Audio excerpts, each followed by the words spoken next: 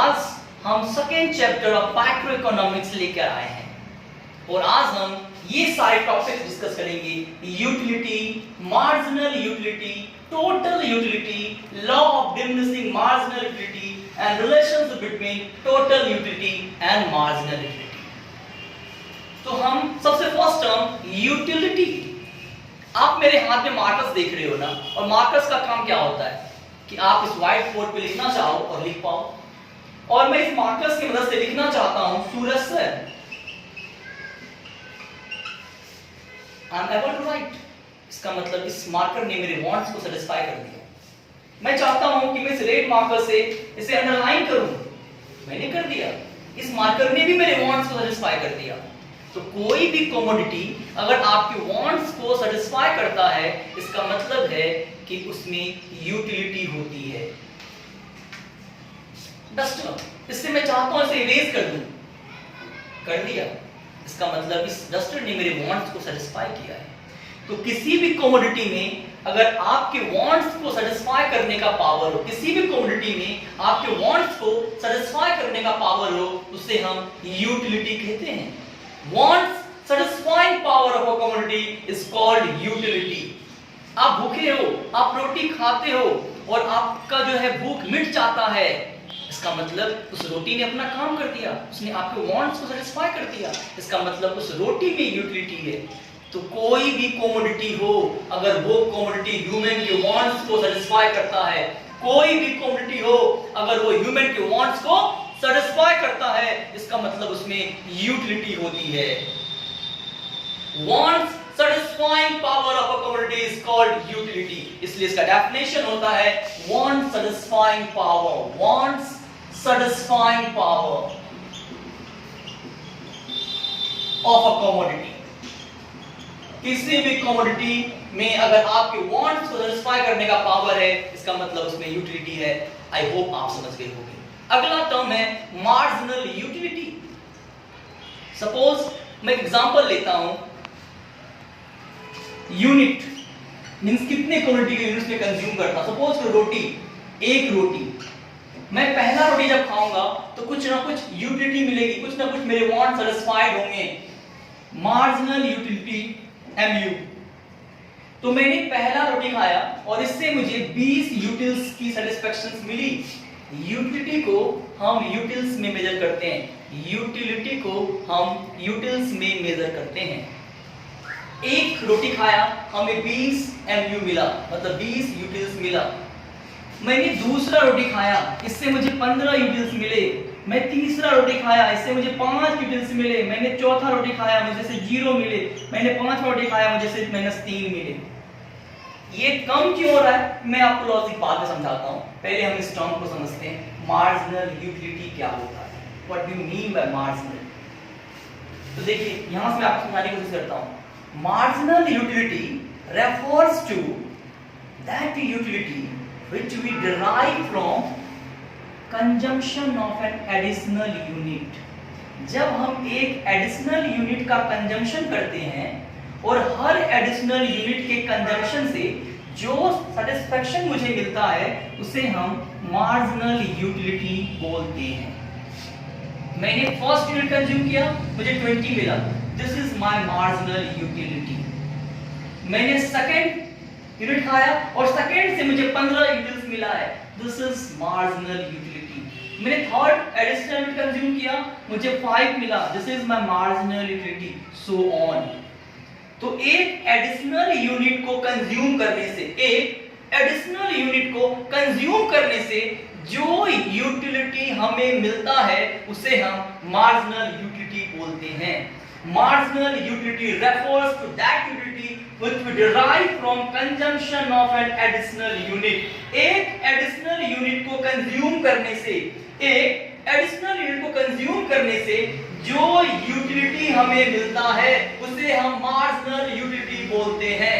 एक additional unit को consume करने से जो हमें सेटिस्फैक्शन मिलता है, उसे हम मार्जिनल यूटिलिटी बोलते हैं। इसीलिए मार्जिनल यूटिलिटी का डेफिनेशन कहता है, it refers to that utility which we derive from the consumption of an additional unit.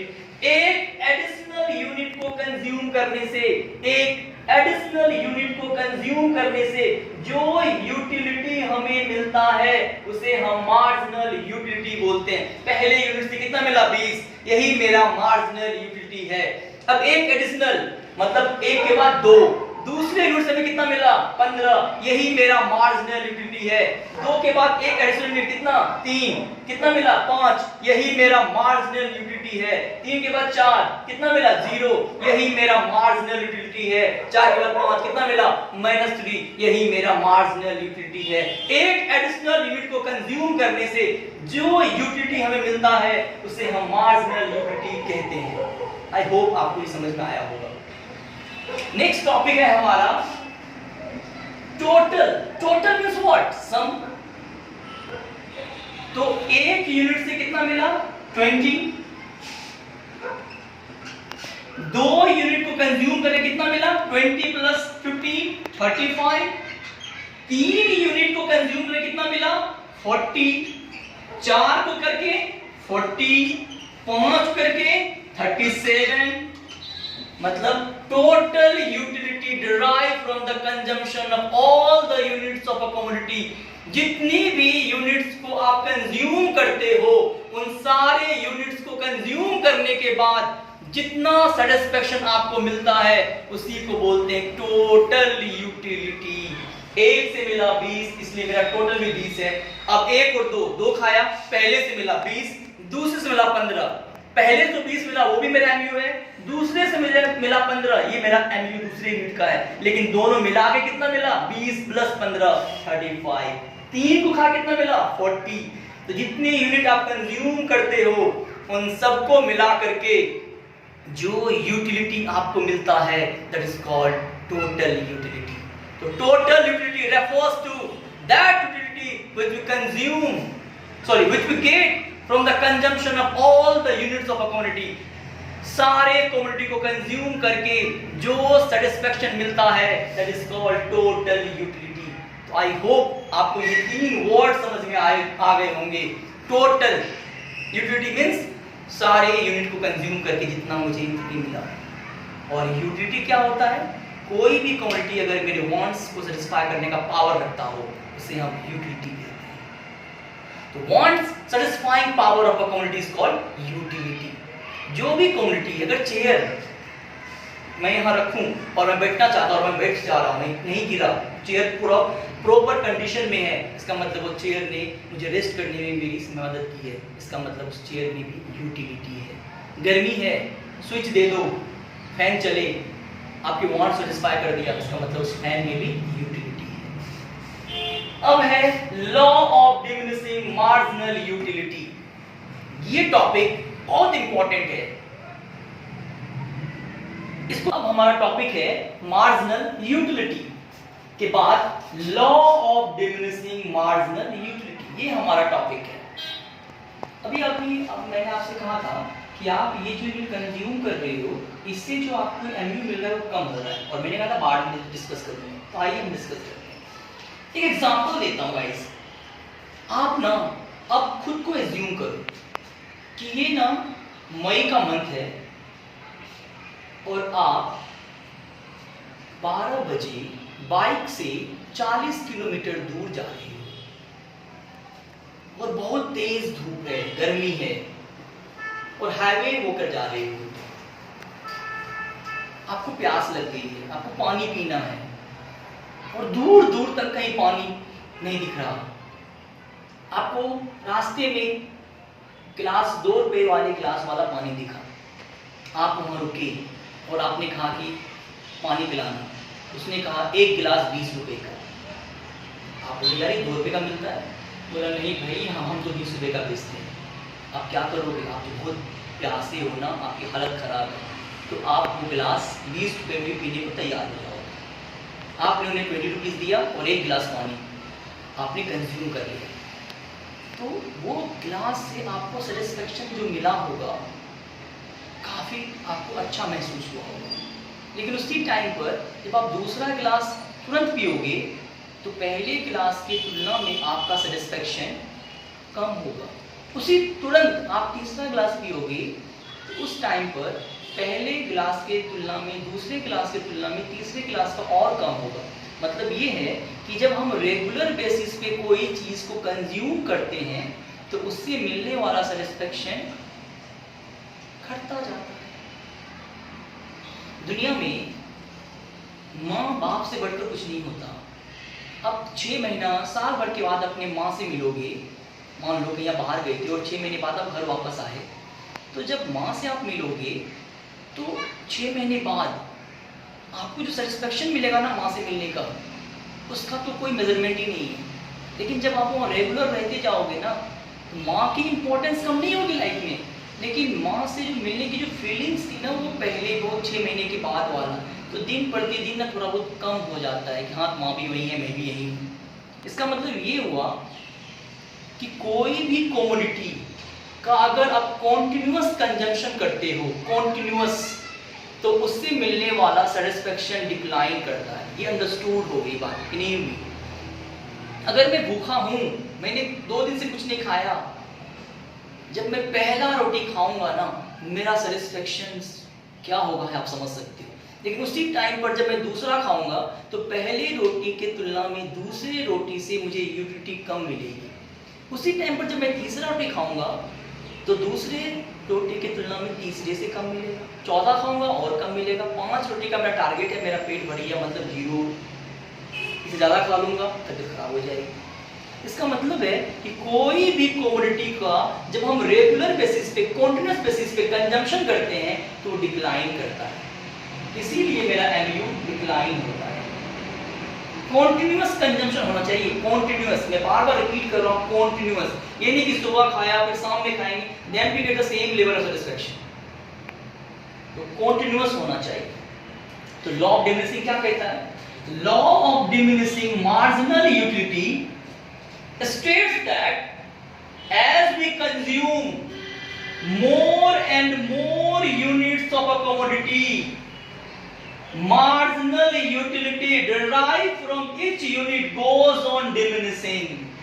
Law of diminishing marginal utility कहता है जैसे जैसे हम more and more unit को consume करेंगे, हर यूनिट से मिलने वाला marginal utility decline करेगा।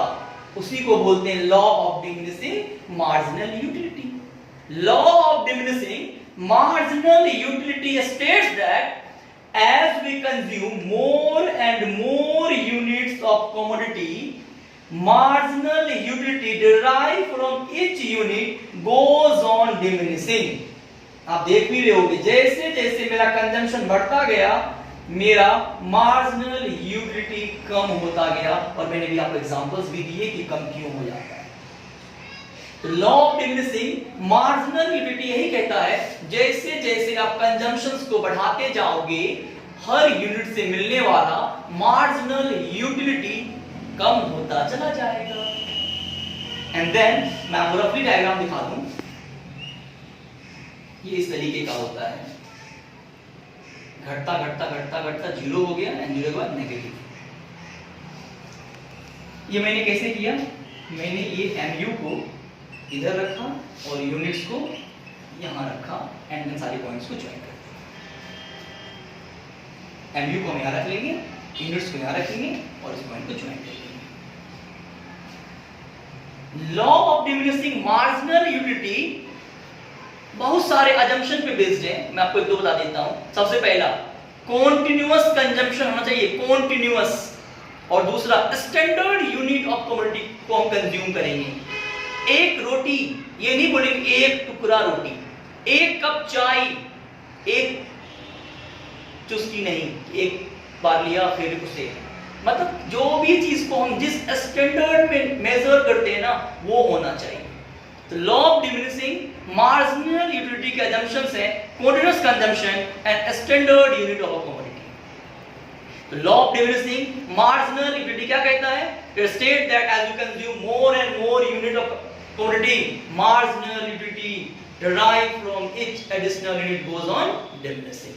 जैसे जब कंजम्पशन बढ़ाते जाएंगे, मेरा वैल्यू घटता जाएगा, इसी को हम law of diminishing marginal utility बोलते हैं। ये डायग्राम मैंने आपको बताया था रफली कैसा बनता है और क्यों। इसको हम यहाँ रखेंगे, इसको हम यहाँ रखेंगे, लाइंस को ज्वाइन करेंगे, तो बिल्कुल देखिए फिर से ये डस्टर ने मेरे वांट्स को, ये देखिए ये डस्टर ने मेरे वांट्स को सेटिस्फाई कर दिया, इसका मतलब इसमें यूटिलिटी है। अब है relationship between TU and MU. आपको मैं रिलेशंस में यही समझाता हूं। मेरा एमयू अब तक पॉजिटिव है, देख लीजिए पॉजिटिव है ना। देखिए मेरा टीयू इंक्रीज कर रहा है, देखिए मेरा एमयू नेगेटिव हो गया, टीयू मेरा डिक्लाइन कर रहा है। और यहां पे मेरा एमयू 0 है, तो देखिए टीयू मेरा मैक्सिमम। अब बोलोगे सर 40 यहां भी है, 40 यहां भी है। आप अगर किसी ऊंचाई पर पहुंचते हो और वहां से आप गिरते हो तो आपका वही यूनिट हाईएस्ट होगा। आप इस ऊंचाई पे पहुंचे हो, ना आप गिर रहे हो और ना आप बढ़ रहे हो, तो मैं कैसे बोल दूं कि आप अपने मैक्सिमम पे पहुंच चुके हो? मैक्सिमम पे तभी बोलूंगा जहां से आपका गिरना स्टार्ट हो। तो इसका गिरना स्टार्ट इसके बाद ही हो रहा है, इसीलिए यही इसका हाईएस्ट है। तो रिलेशन तो आपके सामने है। As long as mu is positive, जब तक mu पॉजिटिव है, tu increases। साफ साफ दिख रहा है इंक्रीज हो रहा है। तो पहला रिलेशन क्या है tu और mu का?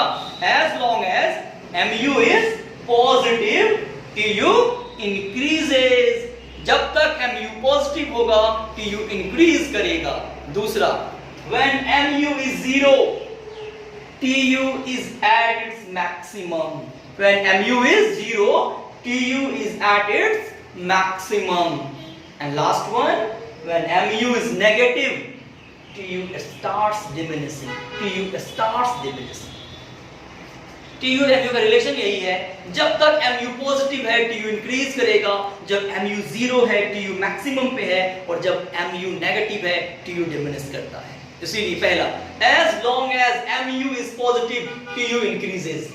दूसरा, when mu is 0, tu is at its maximum, and when mu is negative, tu starts diminishing। and then इसका डायग्राम आप बना दोगे। I am showing you roughly। ये हो गया मेरा mu, ये हो गया मेरा tu। then इसको आप मिला देना इस पॉइंट से। ये मान लेते हैं मेरा ये था और ये मेरा ये, तो ये आपका मैक्सिमम पॉइंट है और यहाँ पे ये 0 है। ये मैंने रफ पे बनाया है। क्यों ऐसा क्यों हुआ? क्योंकि पहले देखो कि tu मेरा बढ़ जा रहा है, बढ़ने के बाद अपने मैक्सिमम पहुंच रहा है, उसके बाद ये नीचे आ रहा है। और ये तो मैं आपको बता चुका था। ये रफ डायग्राम है, आप जब बनाना स्टार्ट करोगे अपनी बुक से देख कर, आप प्रॉपर और अच्छे से बना पाओगे। तो ये हमारा टॉपिक था। नेक्स्ट टॉपिक में हम आपसे मिलेंगे। आई होप आपको समझ में आया होगा। प्लीज सब्सक्राइब करना ना भूलें। Thank you.